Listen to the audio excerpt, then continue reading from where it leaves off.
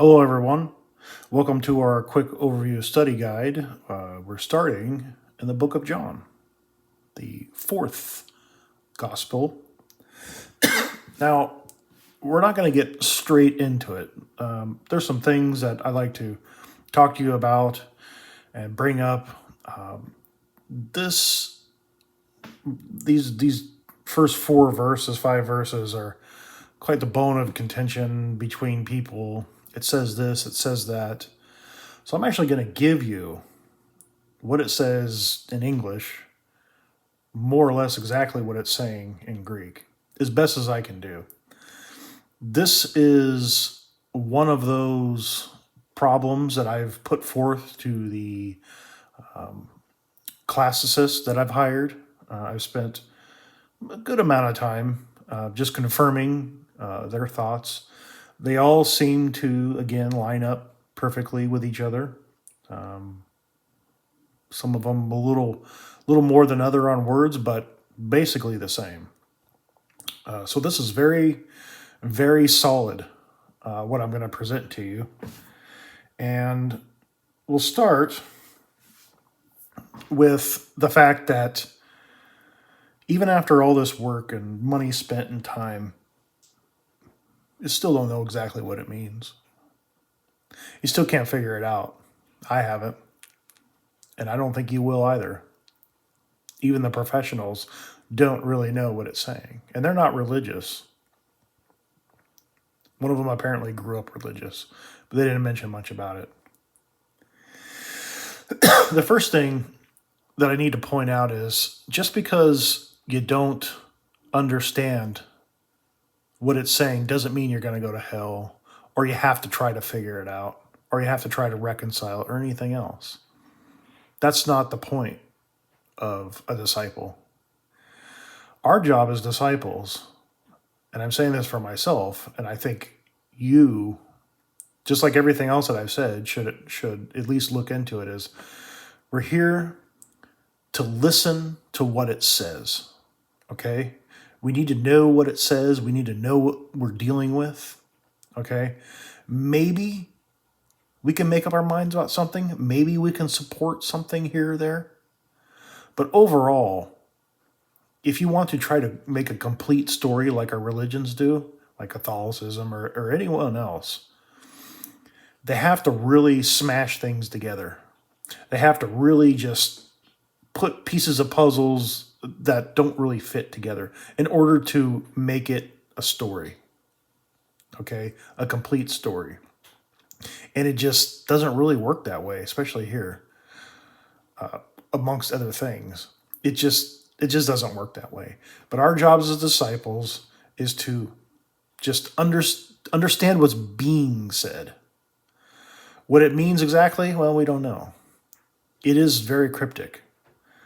But that's just the way it is. That's just the way it is. So we'll go ahead and begin. We have here the possibility that this is either something poetic, a hymn, maybe, we don't really know. It's difficult to figure out exactly everything that's being said, even when we have, our concordances here. This is the Open GNT website that I pointed out before. But even with this, it's too hard to try to figure out what it is. Now, most people have an opinion. They're 2,000 years removed. They have an opinion, and they take their opinion and they work backwards. And we're not to do that. We're to start at the beginning, find out what it is, and that's all we can do. I think that's all we're being asked to do. Maybe something will make sense, maybe it won't. But the fact that it could be poetic or a hymn is just, we don't know. But people seem to think that. So that's a possibility. And it's based on the language. This is very subtle, I'm not going to get into, but it's just based on the way it's written that leads people to believe, these professionals, that it could be poetic or a hymn. But Here we have, just like Genesis, it's the same words. You know, in ἀρχήν, in beginning. Here it is right here. Here's the Greek. Now, instead of was, it's to be. So if you say to be, was better in English, if you can understand it a little better. But in beginning, to be the Word. And this is the Logos that we hear about. Now, the problem with the Logos is we don't really know what it is. I mean, there's not a lot of, there's the word, but the Logos itself, what they're referring to, the word, is pretty much mysterious. It just comes out of, it's kind of like God too. It's like, where does God come from? Where was he born? How did he become a God? It just starts with a bang. Just like Genesis, and just like here. It just kaboom. And it exists. So when we use this word logos, the word, we're talking about an entity here. We are. A lot of people think this entity at the time was Jesus. But as you'll see later on, Jesus didn't come into existence till a little bit later in the line of succession here, as it's written down. But we have the Logos and the word, the Logos, to be with. Now here, prose, the way it's written, it could be with God or beside God. So the word was with God or beside God. You can kind of take your pick. Again, this is just an example of the possibility. Some people just say, oh, it's definitely with. And then the other team will come in and say, oh, no, it was definitely beside. And it's all based on their theological standpoints. Disciples of Christ don't have a theological point. We just try to understand what it is. Prose can mean with or beside, and then that's the end of the story. Then we move on. And the Logos, to be God. All right?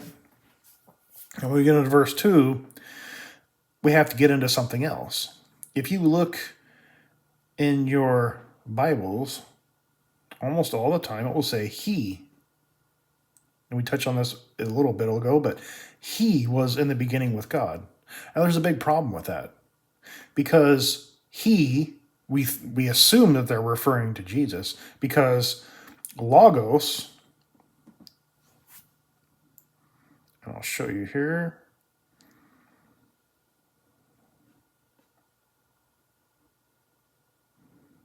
It's not coming up. Come on. There we go. It's masculine. Okay? It's masculine. So when they say he, they're referring to this Logos as masculine.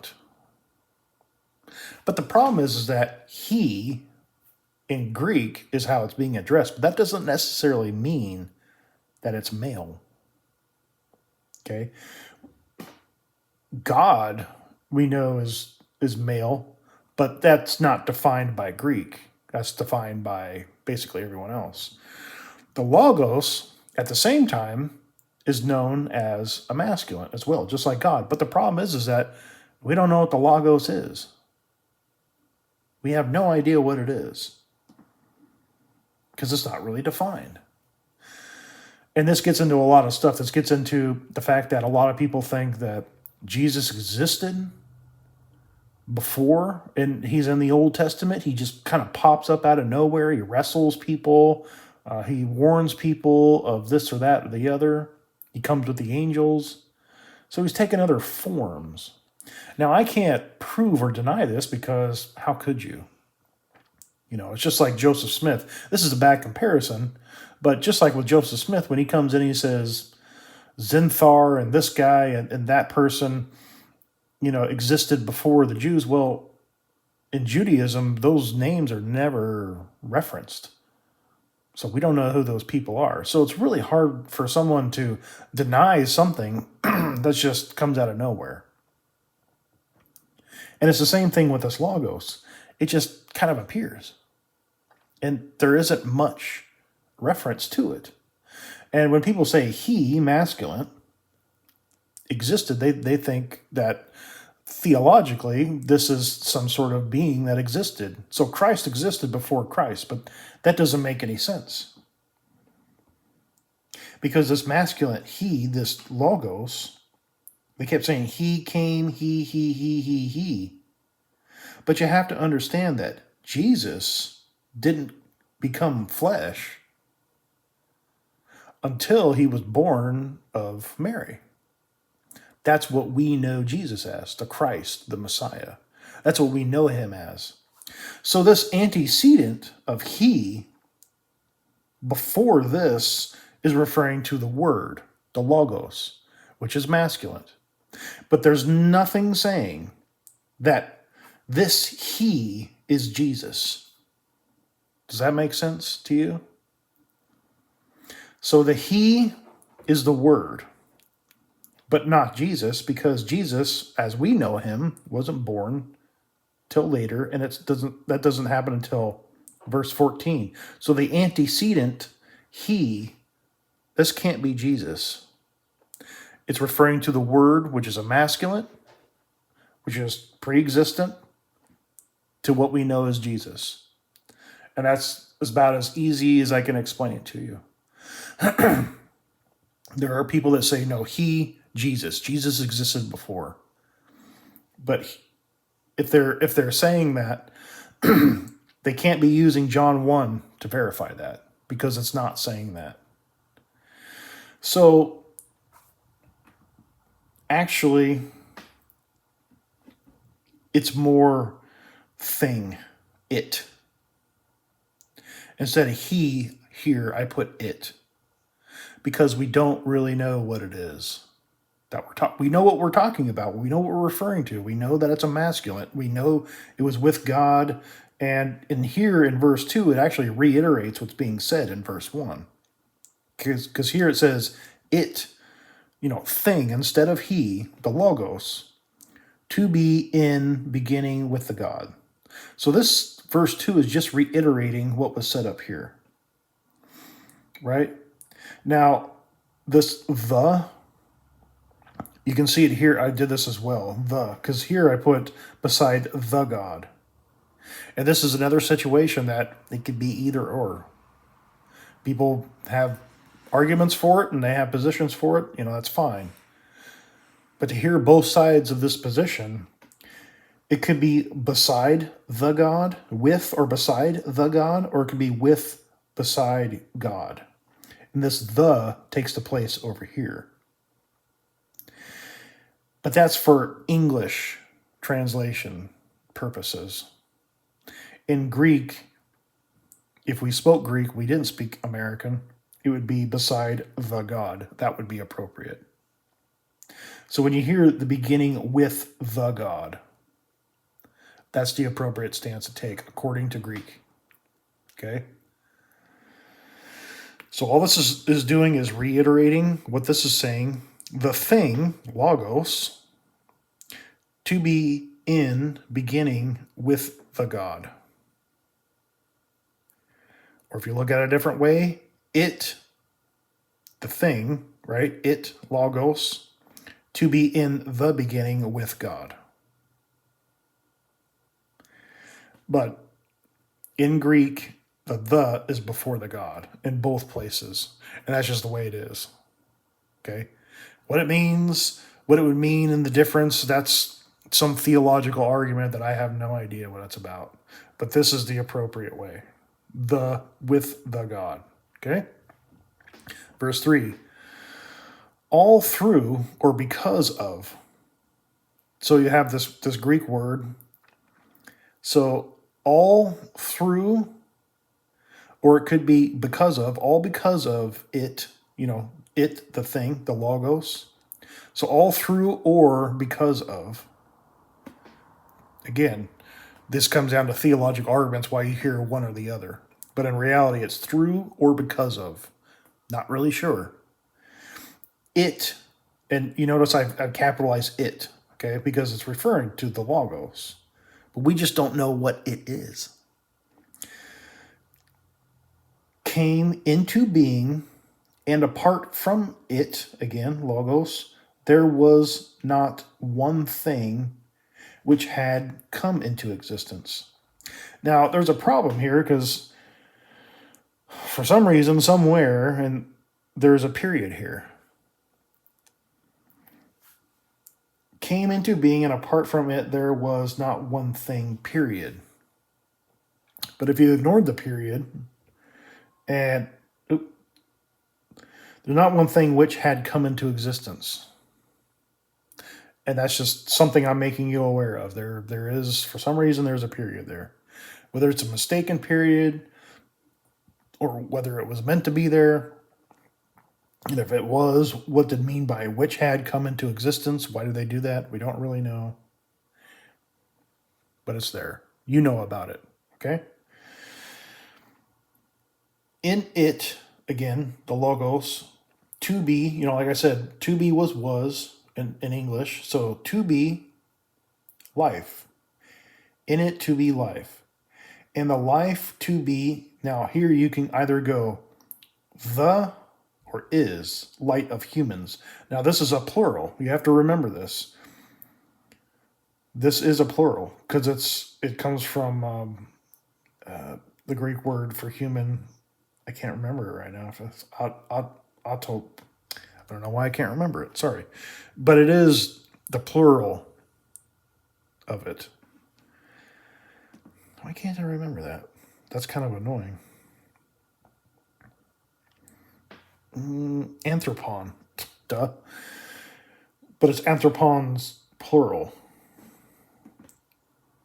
So this is plural. And you have to understand, when they say humans, most of our Bibles say men or mankind, but it's referring to all human beings. So here it's plural S.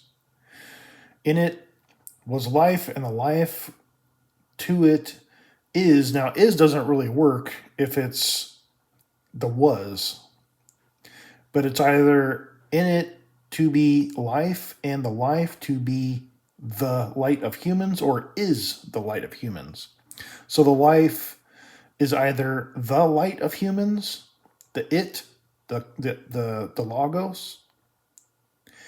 Either it is the light of humans or it is the light of humans. You can take your pick. It doesn't really work in English, this is, but in Greek, that's what it is. It just doesn't really translate over to English. And then verse 5, and the light and the darkness shine. Now this isn't plural. It's just shine or appear. It could be either one. And the light and the darkness shine, appear, and the darkness, it or itself, okay? You kind of, this is an English thing, itself, but it or itself in English. And we have this catabo. It's not catabino, it's I'm having a lot of trouble today. Cantalebon. Cate, it's an E here. Catelaben. But it's Lima is catabino. Overcame. But my sources, it's more comprehend or apprehend it. It's a perfect ambiguity is what they referred to it as. This but I forgot it again. Catabino, okay. But that's the Lima of it. Campe,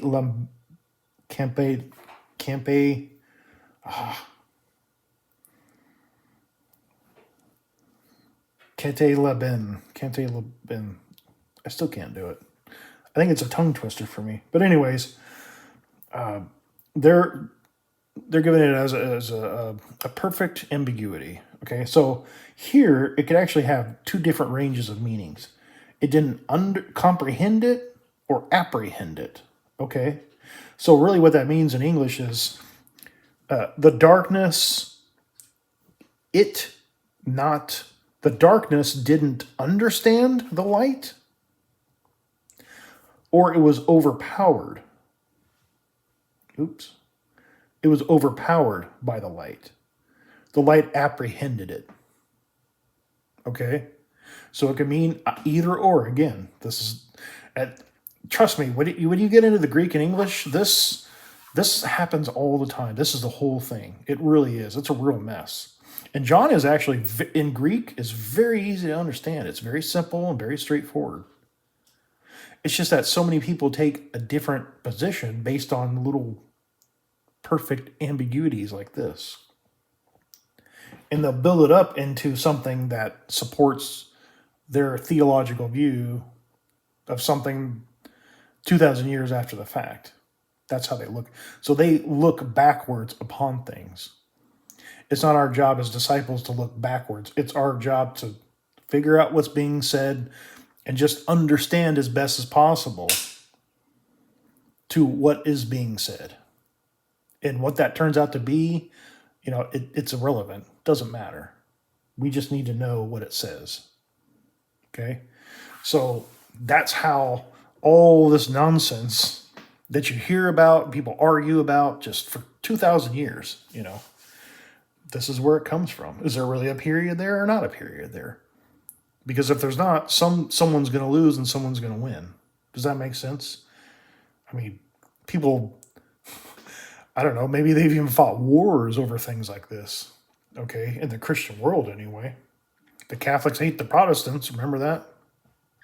So this is what it is. I'll include it in the notes of this video so you can have it and look at it. It's not perfect, but you can understand what it's saying. So here it is again. But here the NASB just kind of took the liberty of so this is how I'm saying these versions will deceive you and lie to you, because they'll make it up in a way that seems kind of along the lines the same way, but they twist things just a little bit. And I want to show you the difference. So you can take these notes and read this at the same time in your Bible. If you go to the NASB, and I try to use this because it's more neutral. It's kind of fair to everyone, right? But in the beginning was the Word, and the Word was with God, and the Word was God. He was in the beginning with God. All things came into being through him, and apart from him, nothing came into being that has come into being. In him was life, and the life was the light of men. And the light shines in the darkness, and the darkness did not comprehend it. So just like that perfect ambiguity that we just finished with, they decided to take the comprehended part of it. See, they made that decision for you, and they obscured the other part of it. And it's not like it's really going to matter anyway, but then again, it does. Do you see what I'm saying? They're twisting you and bending you, and they're pushing you towards the way they see things. Okay? And that's not how it works with us disciples. Now I'll do verse 6 and I'll keep going on, but you can read this yourself. The nonsense doesn't end when we get to verse 6, okay? It still continues. But these first 5 verses and what I gave you can kind of help you understand a little more what's going on. And like I said before,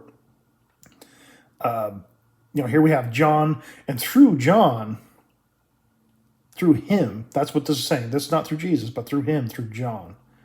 Because he came as a witness to the light, okay? And here, they add, he came. You have to understand that these words that they're kind of slanted towards the right, they add to it. And it even has an asterisk down here in 15, which we'll get into in the next video. But you can read this yourself, and you can kind of use the notes that I give you to see how they want you to see it a certain way, and then they build up off of that. And it's really skewed, and it's just not that simple. It's not that easy. It's not. But then again, it's actually easier to read it the way I showed you, because you have it better. But I want to start you off on the direct path, and that's what I think those notes will do. And off of that, what I gave you, you can read the rest. You can kind of see how far off the NASB is pushing people, because they're building and building and building, and they're really throwing you off your trajectory. Okay. But the thing is we're not even to have a trajectory. We just understand it the way it's to be understood as best as possible. So be aware of these pitfalls. Here you have receive, you have the same. It's funny how it's received in one place, but in another place, like the Matthew 24, 40 and 41, the one is taken, one is left. Well, here it's the exact same word, but for some reason it's received now. It's the word is no different. But it's just funny how people play games with these words to, again, twist things to get you to see their theological view. Okay, the Catholic view, the Protestant view, the Jehovah's Witness view. And trust me, the Jehovah's Witnesses tried to manipulate this one, and it just doesn't work that way. It just doesn't work that way. Because what I did here, the God, here, right here, it in the beginning was with the God. Now, what they claim is, oh, the God means it's just a God and not the God. But even if you take this and put it in there like that, it still doesn't matter. It's clear that they're talking about God.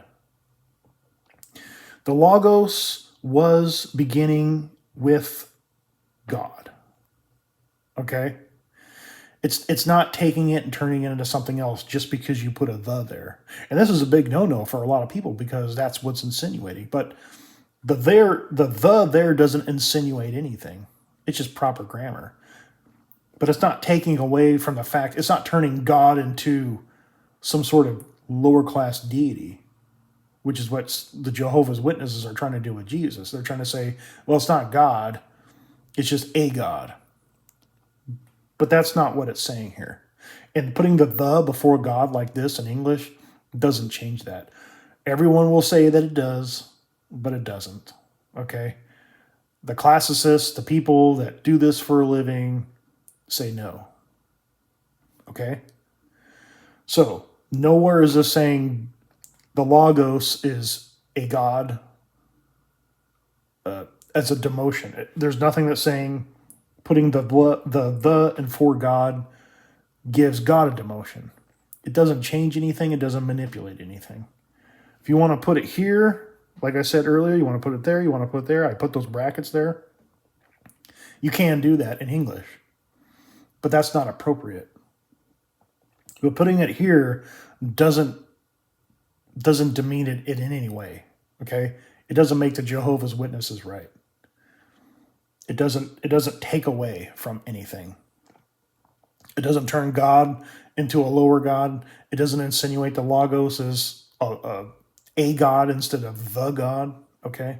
Because clearly in Greek it's saying the word was beside God, the God, right? There's only one God. And he was in the beginning with the God, okay? So it's no different here. It may seem tricky. In Greek is tricky, especially this archaic old Greek that doesn't exist anymore. You have to have patience with it and with yourself, okay? Sometimes these words have meanings, and they do. These words have meanings, and they mean things. But sometimes it's not a big deal, okay? People are just getting really carried away with really stupid stuff, as it appears to me. It just seems like people are just overblowing it. And again, it's just, they're defending their turf. That's all it is. They're just defending their turf. But you can clearly see from that here, when you get to 14, the word became flesh. Okay? This is Jesus. And this is something really important right here. This dwell. We'll get into it next video. But this is tabernacle. Okay? It's actually, I forget how to do that too. But this is very important. We'll be getting into this next. But the word became flesh and tabernacled with us. Okay? And also keep remember, his glory as of the only begotten from the Father. Okay, so we'll get into that as well in the next video. But quite a bit to digest today.